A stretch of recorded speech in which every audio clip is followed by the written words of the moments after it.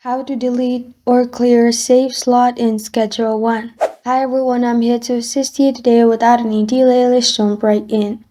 First, open File Explorer on your device. In your File Explorer at the top, in the search bar, simply type in %app data or %local app data %.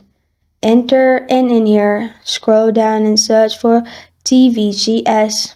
Open the file. Then you'll find saves. Click on it to open it. Then these are your slots, which is save game 1, save game 2. To delete it, simply click on it and then press on delete on your keyboard. It will be deleted. After it's deleted, you can simply open your app. After you have opened your app, on the left side, quit it and restart it. This is how to delete or clear a save slot in Schedule 1.